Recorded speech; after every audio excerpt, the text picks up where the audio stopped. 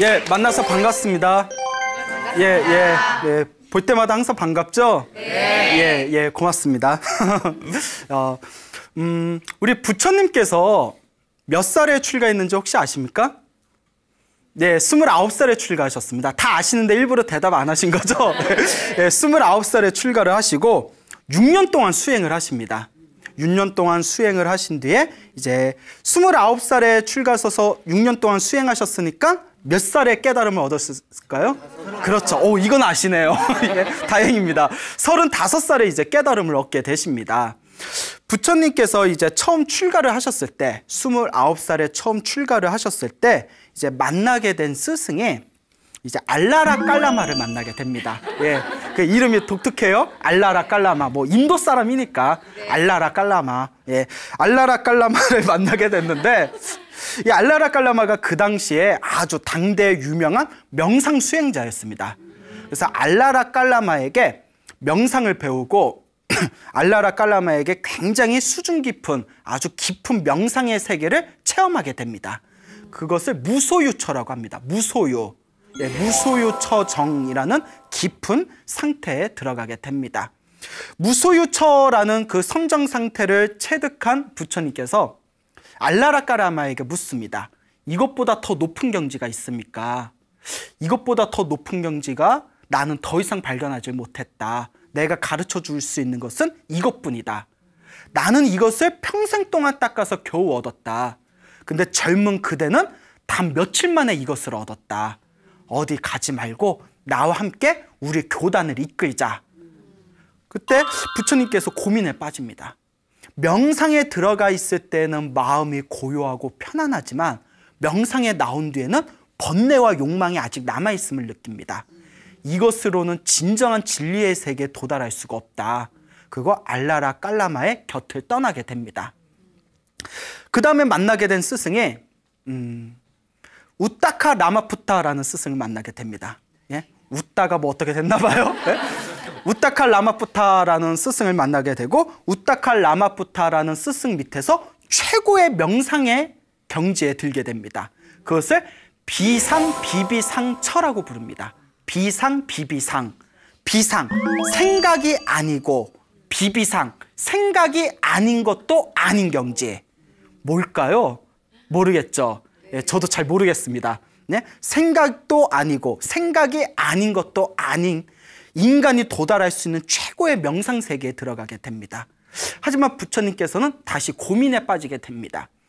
비상비비상처라는 최고의 명상의 체험을 얻게 되었지만 명상 상태에 있을 때는 고요하고 편안하다. 하지만 명상에서 깨고 나서는 다시 욕망과 번뇌가 남아있음을 느낀다. 이것으로는 진정한 깨달음, 진정한 해탈의 길을 얻을 수가 없다. 그래서 우타카 라마푸타의 곁을 떠나게 됩니다. 그리고 더 이상 자신에게 새로운 경지를 열어줄 수 있는 스승을 발견을 못합니다. 이미 인간이 도달할 수 있는 최고의 명상 세계를 경험하게 된 거죠. 그 더 이상 스승을 발견하지 못하고 어느 숲에 들어가게 됩니다. 그 숲을 고행하는 사람들이 모여서 수행하는 숲이다 해서 고행림이라고 부릅니다. 고행하는 숲. 그곳에서 육체를 괴롭히는 고행 수행에 들어가게 됩니다. 왜냐하면 그 당시 인도 수행계에서 굉장히 보편적인 수행이었다고 합니다. 그러니까 그들의 이론은 다음과 같은 것입니다. 중생은 업으로 이루어져 있다. 업으로 이루어져 있다. 그건 이제 불교하고 좀 비슷하죠? 근데 그 업이 육체로 인해 결박되어져 있다. 육체로 인해 결박되어진 업에 의해서 우리 영혼이 자유를 얻지 못하는 것이다. 그래서 우리 업을 결박하고 있는 이 육체를 괴롭히고 이 육체를 내가 조복받음으로써 내 영혼을 자유롭게 만들 수 있다는 논리에서 발견된 겁니다. 그래서 자신의 몸을 막 괴롭히는 거예요. 그래서 부처님께서도 그 방법을 처음에 따르게 됩니다. 6년 동안을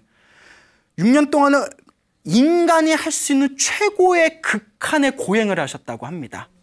머리는 막 이렇게 봉두난발이 돼 있고 턱은 이렇게 쏙 들어가 있고 배도 완전히 그 등에 닿을 정도로 그 배꼽도 쏙 들어가 있고 막 갈비뼈의 힘줄 하나하나가 다 이렇게 적나라하게 표현되어진 부처님 고행상이 있습니다. 보신 분 있나요? 나중에 가서 보세요. 예, 인터넷 치면 바로 나와요. 부처님 고행상 하며. 인간이 도달할 수 있는 최고의 극한의 고행을 다 경험하셨다고 합니다. 부처님의 고행하는 모습을 보고 아니 인간이 어떻게 저렇게 할 수가 있지 하고 수많은 몇십 년 동안 고행했던 사람들조차도 놀라서 나자빠질 정도였대요. 그 정도로 고행을 격렬하게 하고 그때 부처님의 고행의 모습을 보고 반하게 된 5명의 수행자들이 옆에서 부처님의 고행하는 모습을 시봉을 듭니다. 저분이 깨달음을 얻지 못하면 누가 깨달음을 얻을 것인가. 그러니까 우리가 저분의 깨달음을 얻으면 우리가 저분의 첫 번째 제자가 되자. 저분을 우리가 옆에서 보호해드리자. 이 5명의 수행자들이 있었습니다. 기억해 두십시오. 5명의 수행자. 자, 부처님께서 격렬한 고행을 하시고 나서 이제 6년이 지납니다. 6년이 지났을 때 문득 이런 생각이 듭니다. 나는 자살하는 것 이외에, 자살도 고행의 하나입니다. 근데 자살을 빼고는 모든 고행을 다 해봤다. 예?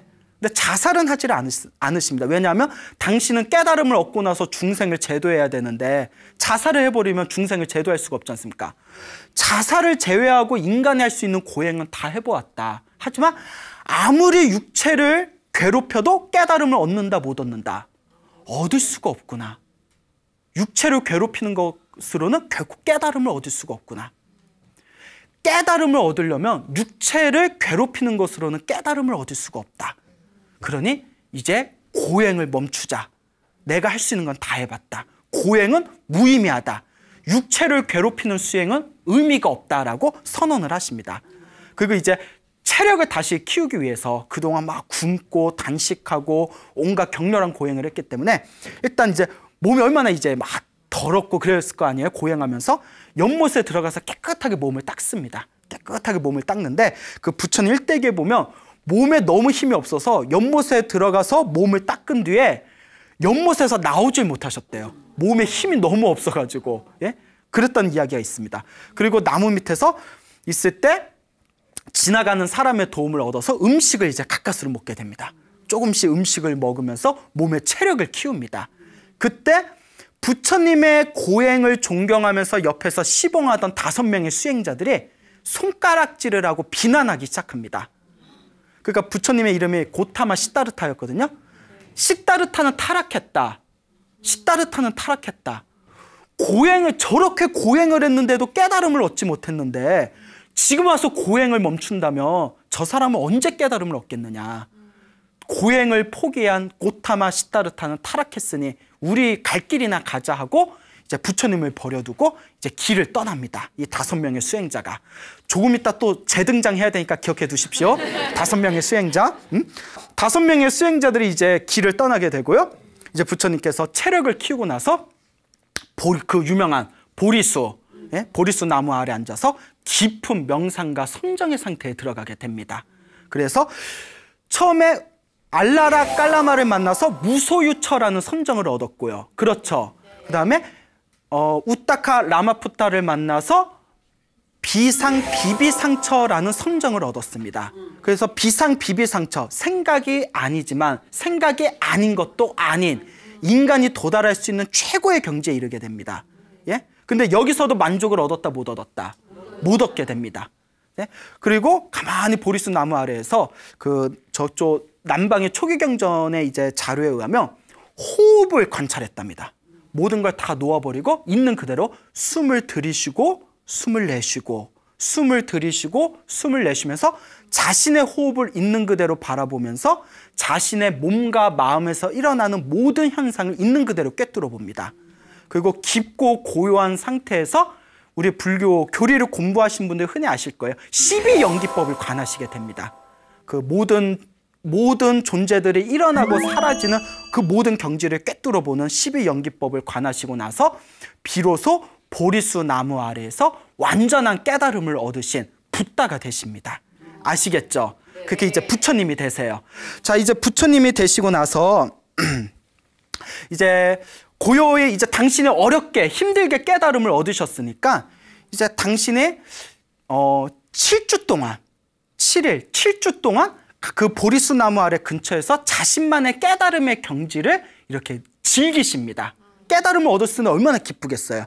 세상의 모든 이치를 꿰뚫어보고 우주의 모든 이치를 꿰뚫어보고 그리고 삶과 죽음의 모든 이치를 꿰뚫어보고 인생의 모든 이치를 다 꿰뚫어보면서 7주 동안 자신만의 고요한 깨달음의 상태에 들어가게 돼요. 그래서 49일 동안 자신의 명상의 깊은 세계에 깨달음의 세계를 향유하시고 나서 50일째가 됐을 때 문득 이런 생각이 드십니다. 50일째가 됐을 때 나의 깨달음은, 붓다의 깨달음은, 부처님의 깨달음은 너무나 깊고 심오하고 오묘하다. 그런데 중생들은 너무나 번뇌와 욕망이 많다. 번뇌와 욕망이 많은 중생들에게 부처님의 법을 설해줘도 알아듣는다, 못 알아듣는다? 못 알아듣는다. 부처님의 법은 너무나 심오하기 때문에 저렇게 번뇌가 많은 중생들이 부처님의 법을 들어봤자 알아들을 수가 없으리라. 그럴 바에야 차라리 법을 설하지 말자라고 그런 이제 사유를 하십니다. 그때 부처님의 마음을 꿰뚫어본 하늘세계 브라만 신이, 브라만, 범천이라고 해요. 한자로는 범천 신, 브라만 신이 이제 다 세상에 내려옵니다. 그리고 부처님께 이제 다 합장을 하고 삼배를 올린 뒤에 거룩하신 세존이시여, 하늘의 신들과 이 수많은 인간들이 부처님이 세상에 출현하기만을 기다려왔습니다. 이 세상에는 번뇌가 많은 중생도 있지만 번뇌가 적은 중생들도 분명히 있습니다. 번뇌가 적은 중생들은 붓다의 말씀을 들으면 분명히 깨달음을 얻게 될 것입니다. 근데 부처님께서 설법을 하지 않으신다면 번뇌가 적은 깨달음을 얻을 만한 그런 그릇이 될 만한 중생들조차도 깨달음을 얻지 못하게 될 것입니다. 그러니 부디 깨달음을 얻을 수 있는 번뇌가 적은 중생들을 위해서라도 법을 설해 주십시오라고 간곡하게 청을 합니다.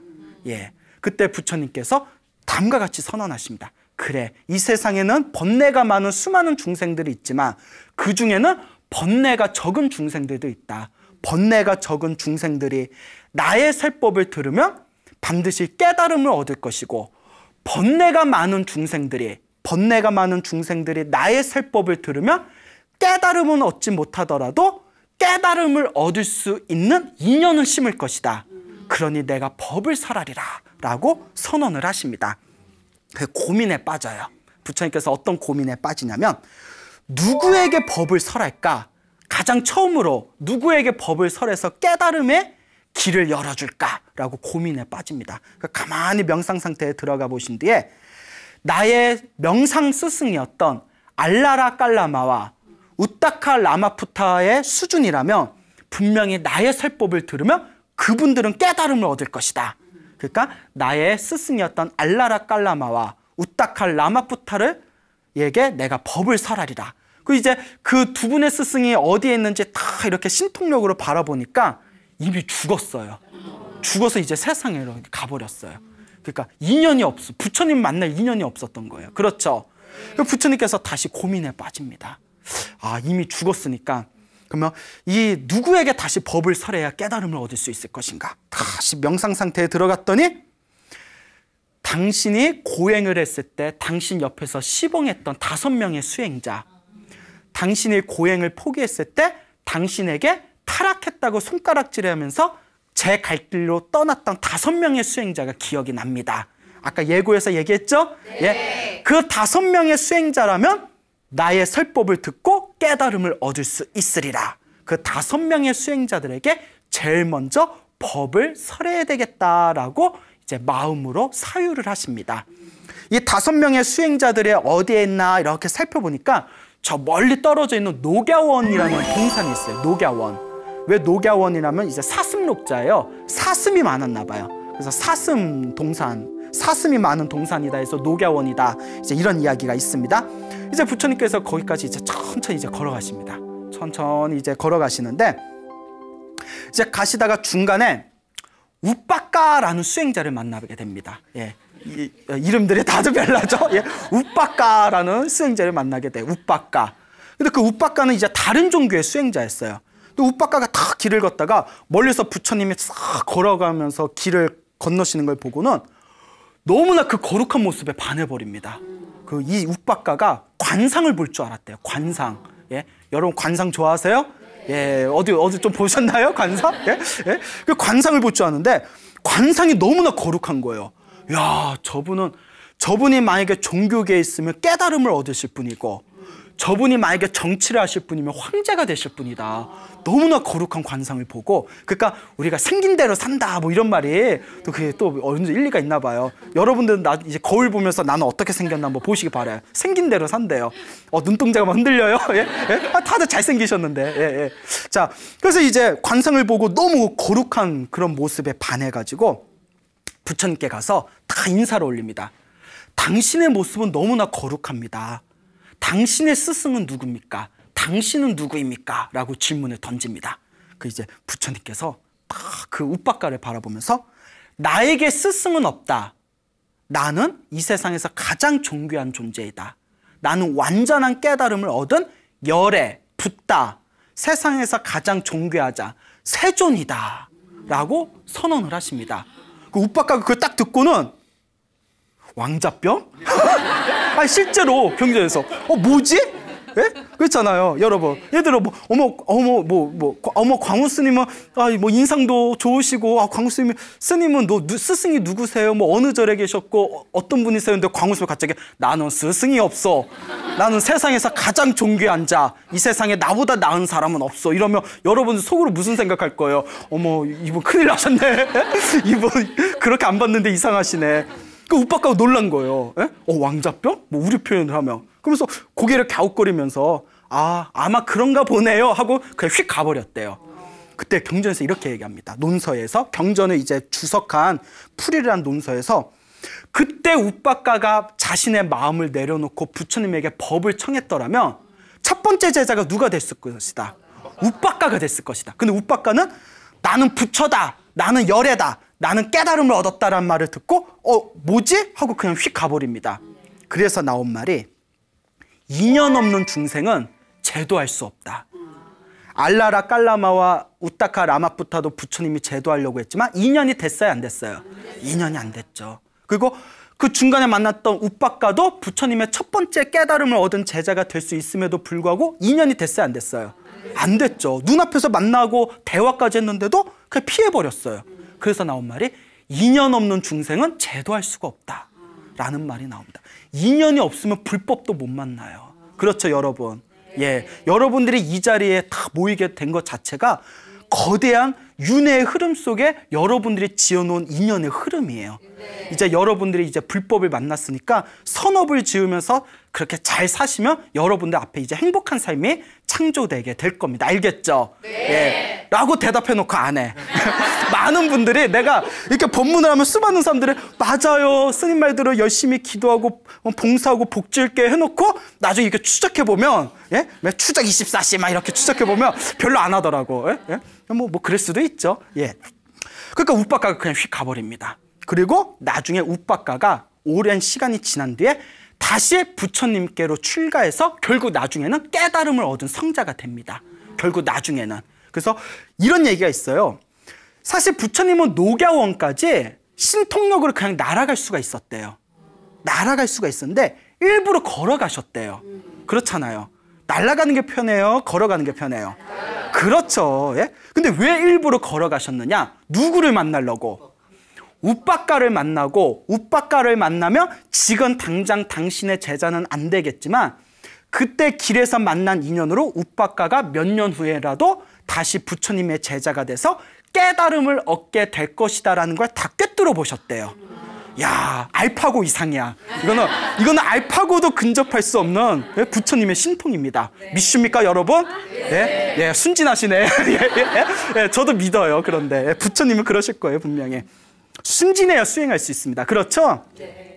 그래서 부처님께서 이제 계속 걸어서 녹야원을 도착하십니다. 이제 녹야원을 도착했는데 녹야원이 이제 5명의 수행자가 수행을 하고 있었어요. 근데 멀리서 다 부처님이 걸어오시니까 자기네들끼리 쑥덕쑥덕거립니다. 저기 타락한 수행자가 온다. 오더라도 우리 아는 척하지 말자. 인사도 하지 말고 아는 척도 하지 말자. 2600여 년 전에도 왕따가 있었어요. 예? 야, 저는 진짜 왕따 문화 싫어하거든요. 근데 2600년 전에도 왕따가 있었어. 야, 오더라도 아는 척하지 말자. 모른 척해. 이 왕따는 인간의 근원적인 본능 중에 하나인가 봐요. 그렇죠.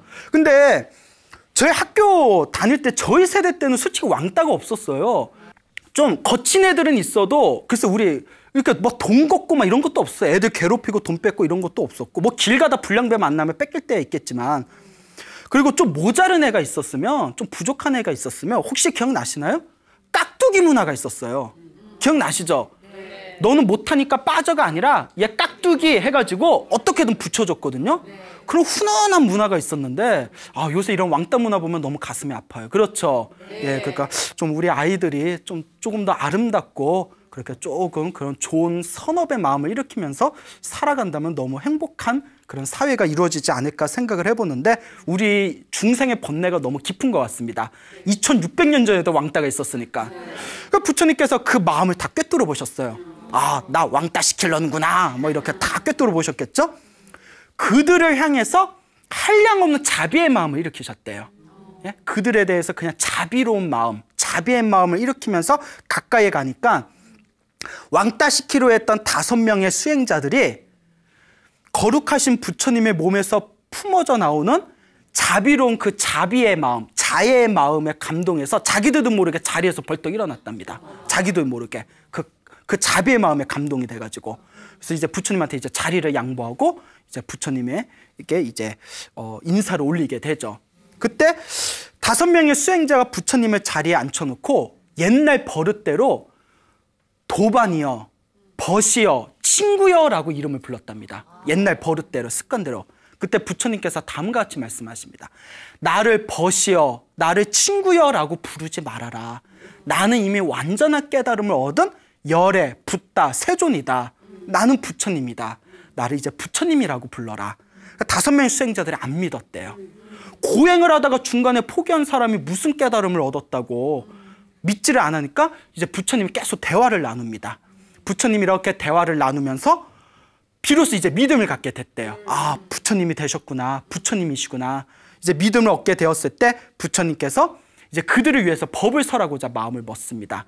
그리고 그 5명의 이제 부처님이다라고 믿음을 갖게 된 5명의 수행자들을 위해서 처음으로 설법하신 그것을 초전법륜이라고 부릅니다. 초, 처음 초, 전, 굴릴 전, 법은 진리란 뜻이고요. 류는 바퀴란 뜻이에요. 처음으로 진리의 바퀴를 굴리셨다. 초전법륜. 이 초전법륜을 설했을 때 그 5명의 수행자 중에 교진여라는 분이 계셨습니다. 이름이 교진여. 교진여가 그 자리에서 초전법륜을 듣고 그 자리에서 깨달음을 얻습니다.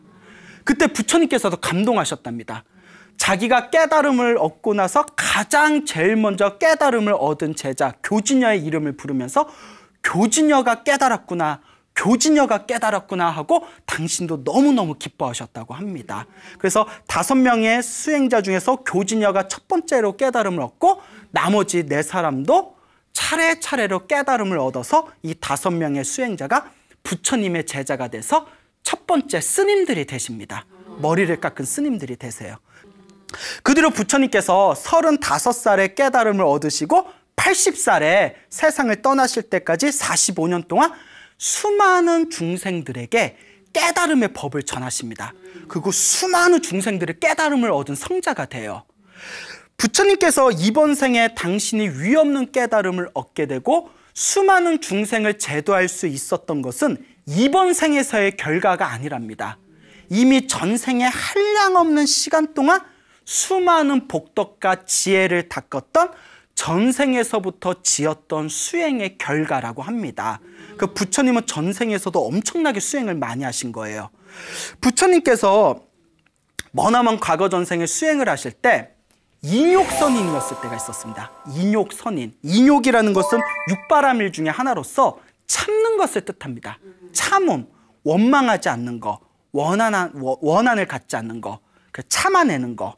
그래서 이제 인욕이라고 합니다. 우리 한국 사람들은 너무 다혈질이죠. 네. 예, 좀 화를 잘 내지 않습니까? 네. 예, 화를 잘 내는 것도 악업을 짓는 거라고 합니다. 그래서 불교에서는 화를 잘 내면 다음 생에 독사로 태어나거나, 왜냐하면 항상 독을 품고 있기 때문에 사람으로 태어나도 얼굴이 못생기게 된답니다.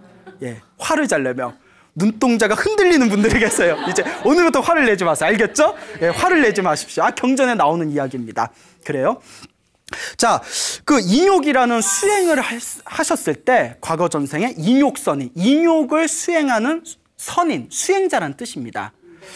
그때 머나먼 과거 전생에 부처님께서 인욕선인으로 살고 있을 때 그 나라에 가리왕이라고, 가리라는 이름을 가진 왕이 있었습니다. 가리왕.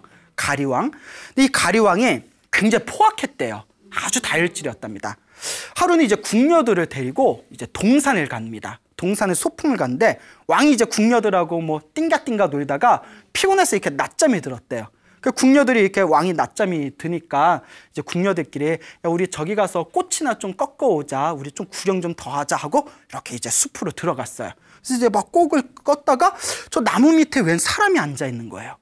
그분 이제 인욕선인, 부처님의 머나먼 전생이었던 인욕선인이 나무 밑에 앉아서 다 이렇게 수행을 하고 있더랍니다.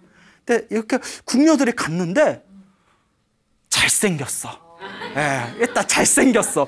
인욕, 항상 화를 안 내니까 얼굴이 잘생긴 외모를 얻었나 봐요. 잘생겼어. 예? 수행자가 거룩한 모습으로 나무 밑에서 참선을 하고 있는데 또 잘생겼잖아요. 그 궁녀들의 마음이 콩닥콩닥 뛰는 거예요. 그 궁녀들이 이제 꽃을 바치면서 인욕선인에게 스님, 저희들에게 법문을 해주십시오 라고 하니까 이제 인욕선이 다 이렇게 법문을 해줍니다. 법을 이렇게 설하고 있는데 그게 시간이 이렇게 흘러갔어요. 왕이 이제 잠에서 이렇게 깼는데 주변에 누가 있어요, 없어요? 뭐 아무도 없어요. 그 왕이 이제 야, 궁녀들이 아무도 없고 병사들한테 야, 궁녀들 다 어디 갔냐? 뭐 저기 산에 뭐 꽃 뜯으러 간다고 했는데 아직 오질 않습니다. 그 이제 왕이 다들 어디 갔어? 해서 이제 병사들을 데리고 그 숲으로 들어갑니다. 궁녀들을 찾으러. 근데 저기 보니까 궁녀들이 나무 밑에 이렇게 앉아서 가지런히 앉아서 그 수행자 스님에게 법문을 듣고 있는 거예요. 그래서 가까이 봤는데 나무 밑에 있는 스님이 또 어떻게 생겼어? 잘생겼어. 여러분, 남자의 질투는 무섭습니다. 들어보셨죠? 그 불교 경전에 이런 말이 있어요. 여자의 흠은 경전에 나옵니다. 여자의 흠은 질투고 여자는 유독 질투의 번뇌가 강하대요. 남자의 흠은 분노다 라고 나옵니다. 남자 화 잘 내잖아요. 분노다. 가끔 여러분 남편이나 아들 보면 화 안 내도 될 것 같고 화내는 그런 모습 본 적 있지 않아요? 자주 보죠? 예. 근데 남자는 분노가 강한데 분노가 강한 남자가 질투까지 해버리면 여자보다 더 무서운 결과가 생긴답니다. 그러니까 남자의 질투가 무서워요. 그렇죠? 예. 자, 그래서 왜 웃어요? 예? 그래서 이제 딱 갔는데 잘생긴 스님 밑에서 자기가 사랑하는 궁녀들이 옹기종기 모여서 법문을 듣고 있는데 법문만 듣고 있는 게 아니라 궁녀들 눈에 뭐가 있어? 하트가. 어쩌고 그렇게 잘 알아요? 예?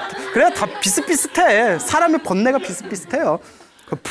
분노와 질투가 와서 병사를 이끌고 저 중놈을 잡아와라. 그래서 이제 끌고 옵니다. 인욕선인을 다 가리키면서 부처님의 전생이죠. 너는 뭐 하는 사람이냐? 저는 수행자입니다. 수행? 무슨 수행을 하느냐? 인욕을 수행합니다.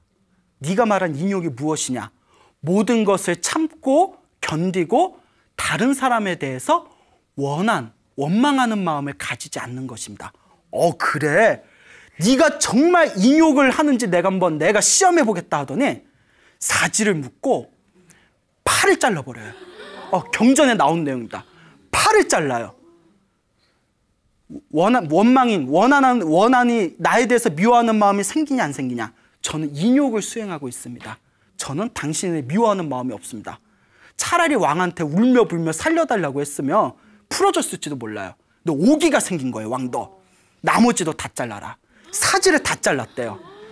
그래도 인욕선인의 흔들림이 없으니까 나중에 너무 끔찍한가요? 경전에 이렇게 끔찍한 내용이 있다니. 예? 코와 귀까지 잘라버렸답니다. 코와 귀까지. 툭툭. 그러니까 사람이 잔인하려면 이렇게 잔인해질 수가 있어요. 그때 그 광경을 보고 있던 하늘의 신들이 분노가 일어났답니다. 하늘의 신들조차 보자 하니까 이런 얘기했습니다. 하늘의 신들은 열심히 수행하는 자들을 알게 모르게 보호해 준다고 합니다. 근데 인욕선인이 묶여서 팔다리가 잘리고 코와 귀가 잘리는 걸 보고 하늘의 뇌성병력이 내리치면서 하늘에 있는 신들이 그 가리왕을 죽이려고 합니다. 그 가리왕이 순간 하늘에 천재지변이 일어나면서 자신의 목숨에 막 위급함을 느끼게 되면서 그 자리에서 이제 코꾸라지게 됩니다. 뭐 하늘이 막 그냥 벼락이 떨어지고 땅이 막 진동을 일으키니까 그때 인욕선인이 다음과 같이 하늘을 향해서 외칩니다. 하늘의 신들이여, 나는 인욕을 수행하고 있다. 나의 인욕의 수행이 이 가리왕을 통해서 완성되었다. 나는 이 가리왕에게 고문을 당하면서 조금도 원망하는 마음이나 조금도 미워하는 마음을 일으키지 않았다. 가리왕을 통해서 나의 인욕이 완성되었다. 가리왕을 해치지 말아다오. 가리왕은 나의 스승이다 라고 외칩니다. 그리고 인욕선인이 다음과 같이 서원을 세웁니다. 저 가리왕이 나의 팔과 다리를 자르고 나의 코와 귀를 자르고 그리고 궁극적으로 가리왕을 통해서 나의 인욕이 완성된 이 공덕으로 먼 훗날 내가 완전한 깨달음을 얻게 되면 제일 먼저 누구부터 제도하리라? 저 가리왕을 제도하리라. 그 가리왕이 이 석가모니 부처님 시대에 바로 누구였다? 교진여였습니다. 예, 못 맞췄으면 나 화내려고 그랬어요. 못 맞췄으면 나 오늘 방송 다 이거 엎으려고 그랬어. 교진여였습니다. 다 알고 계셨죠? 이게 바로 부처님의 자비심입니다. 예? 여러분 생각해 보세요. 내 팔다리를 자르고 내 귀와 코를 자른 사람한테 다음과 같이 원력을 세웁니다. 저 사람이 나를 괴롭힌 이 공덕으로 내가 저 사람을 제일 먼저 깨달음을 얻게 해주리라. 이게 불교예요, 여러분. 이에는 이, 눈에는 눈이 아니에요. 예? 미움을, 원한을 은혜로 갚을 수 있는 게 바로 불교입니다. 이게 바로 불교의 힘입니다. 이러니 제가 스님이 안 될 수가 있었겠습니까? 이렇게 위대한 가르침을 만났는데 세상 어느 종교를 봐도 미움과 원한을 완벽하게 은혜로 승화시키는 종교는 거의 불교밖에 없습니다. 역사를 봤을 때 수많은 전쟁이 경험된 수많은 역사가 불교가 이와 같은 자비와 지혜를 승화시키는 이 부처님의 가르침이야말로 얼마나 위대하지 않을 수 있단 말인가. 다시 한번 우리가 스스로를 한번 되돌아볼 필요가 있습니다. 이 이야기를 보는 순간 제가 전율을 느꼈어요. 세상에 이럴 수가. 그렇잖아요. 지나가다 어떤 사람이 나한테 욕을 해요. 그 화 나요, 안 나요? 나죠. 누가 지나가는데 나 쳤어요. 짜증 나요, 안 나요? 그럼 여러분은 어떻게 하시겠어요? 복수해야죠. 그렇죠? 예? 너 나한테 욕했어? 너 나 때렸어? 저 자식을 그냥, 예? 그런 생각 들어요, 안 들어요? 그렇죠. 저걸 그 밤에 몰래 끌고 가서 산에다 묻어버릴까? 막 이런 생각 들어요, 안 들어요? 들잖아요. 아니에요? 그 정도는 아니에요? 예? 예? 자, 그런데 한번 생각해 볼 필요가 있습니다. 나를 괴롭히는 저 사람을 만난 것 자체가 사실 누가 지은 업일까요? 네, 내가 지은 업이랍니다, 불교는. 이번 한 생만 보면, 여러분, 이번 생만 보면 나는 저 사람한테 잘못한 게 없는데 저 사람이 나한테 왜 그러는 걸까? 이런 생각 들 때 있어요, 없어요? 있죠. 뭐 사기를 당했거나, 예? 믿고 저기 보증을 서줬는데 날랐거나, 뭐 그렇잖아요. 뭐 약속을 했는데, 중요한 약속이었는데 그 약속을 자기들 마음대로 일방적으로 파기를 했다거나, 그럼 화가 분명히 날 겁니다. 근데 이번 생만 보면 나는 잘못한 게 없어요. 그런데 불교에서는 항상 과거 전생, 현생, 미래 내생, 3생을 얘기합니다. 내가 이번 생에 저런 사람을 만났다는 것 자체가, 저런 사람한테 저런 어떤 피해를 입었다는 것 자체가 머나먼 과거 전생에 내가 지었던 업의 씨앗이라는 거예요. 그래서 여러분 달마대사 아시죠? 네. 예, 여러분이 아는 달마대사, 달마도 있잖아요. 네. 그분이 실존 인물이에요. 달마대사가 이입사행론이라는 달마대사 법문에 이런 내용이 나옵니다. 나를 힘들고 괴롭힌 사람이 있으면 다음과 같이 생각해라. 내가 머나먼 과거 전생에 저 사람을 힘들고 괴롭혔기 때문에 그 업을 언제 받는구나. 지금 내가 그 빚을 받는 것이구나. 이와 같은 마음을 일으키면 그 업과 불행이 빨리 사라지게 된답니다. 예? 이것이 바로 불교에서 말하는 강력한 윤회 속에서 펼쳐진 은혜와 원한의 관계입니다. 정말 복이 많은 사람은 사람을 만나도 복 많은 사람만 만나요. 예? 제 주변에 보면 굉장히 잘 풀리는 사람이 있어요. 잘 풀린 사람이 있는데 이런 얘기하면 미안한데 뭐 그분이 자기 얘기인 줄 모를 거예요. 그러니까 솔직히 별로 능력이 없어. 능력도 없고 뭐 별로 잘난 게 없어요. 솔직히 말하면. 그 성격도 별로 좋은 것 같지도 않아. 근데 엄청 잘 풀려요. 사람을 잘 만나. 라인이 좋아요. 왜? 어떻게 그렇게 사람들을 잘 만났는지. 제가 어떤 아는 또 어느 스님이 한 분 계시는데 정말 뛰어나세요. 정말 이렇게 훌륭하세요. 정말 수행을 열심히 하세요. 근데 주변에 사람이 없어요. 희한하게. 희한하게. 불교에서 그럼 좀 안타까워요? 안 안타까워요? 근데 그게 우리 앞에 펼쳐진 삶의 모습이 그런 것 같지 않아요? 그게 다 자기가 지은 복이라는 거예요. 예? 전생에 복을 많이 지은 사람은 이번 생에 좀 자기가 부족하더라도 좋은 사람, 좋은 인연을 많이 만나고 일이 잘 풀립니다. 근데 전생에 복이 좀 부족한 사람은 이번 생에 노력을 많이 해도 일이 잘 안 풀려요. 내가 지은 복의 에너지와 복의 영향력을 무시할 수가 없는 겁니다. 무슨 말인지 아시겠죠? 네. 예. 그럼 한번 여러분들 스스로 한번 고민해 보시기 바랍니다. 나는 얼만큼 지금 복을 짓고 있는지, 얼만큼 선업을 짓고 있는지, 내 앞에 펼쳐진 좋지 못한 인연들이 혹시 내가 전생에 지었던 내 업의 과보는 아닌지. 이 지금 말씀드린 이 이야기를 듣고 제가 다 전율이 느끼면서 근데 실제로 이렇게 우리가 이런 마음을 낼 수 있을까? 이런 생각이 들 때가 있었습니다. 솔직히 좀 그렇죠. 예? 이야기 듣고는 와 하지만 막상 내가 그런 일 겪으면 예? 내가 나에게 힘들고 괴롭힌 사람이 잘 되기를 바라는 마음을 일으킬 수 있을까? 그런데 여러분 달라이라마라고 아시죠? 달라이라마가 원래 티베트 분이지 않습니까?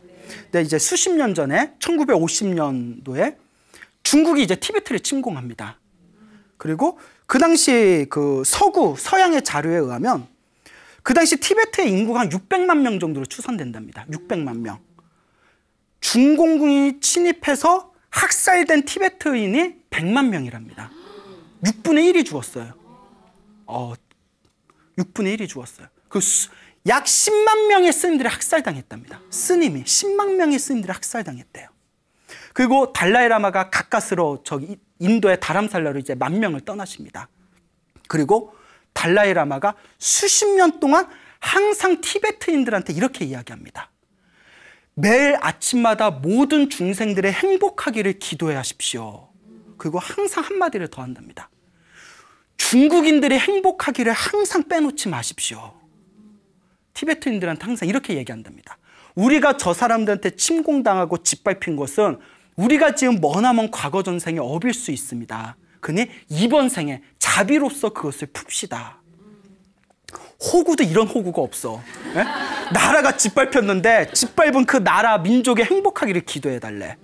호구도 이런 호구가 없어요. 근데 이게 불교의 힘이에요. 과거 전생과 미래의 내생의 인과 응보를 믿는 사람이라면 이것이 얼마나 지혜로운 방법인지, 그 사람에 대해서 그 나라에 대해서 원한을 갖고 있으면 다음 생에 또 안 좋은 악연으로 만나게 됩니다. 그러면 서로가 안 좋은 악연으로 만나게 되면 언제 끊기겠습니까? 이번 생에 악연을 끊을 수 있는 가장 좋은 방법은 나에게 피해를 줬던 그 사람이 행복해지기를 기도하는 거라고 합니다. 생각해 보세요, 여러분. 그 놈을 다음 생에 또 만나야 돼. 예? 여러분 제일 싫은 놈 한번 생각해 보세요. 그 놈을 또 만나야 돼. 좋아요? 예? 예? 싫죠? 예, 완전 싫어요. 끊어내려면 한 가지 방법뿐이 없습니다. 그 사람이 행복해지기를 기도해주면 더 이상 악연의 고리가 연결이 되지 않는답니다. 예. 중국인에 의해서 감옥에 갇혀서 온갖 고문을 당했던 티베트 스님이 몇십 년 만에, 나이가 다 들어서 몇십 년 만에 그 감옥에서 탈출을 했답니다. 그 힘들게 달라이라마가 있는 다람살라에 힘들게 건너왔대요. 달라이라마가 그 감옥에서 그 탈출한 스님의 손에 다 붙들고 달라이라마가 스님, 무엇이 제일 힘들었습니까? 무엇이 제일 괴로웠습니까? 라고 질문을 던집니다.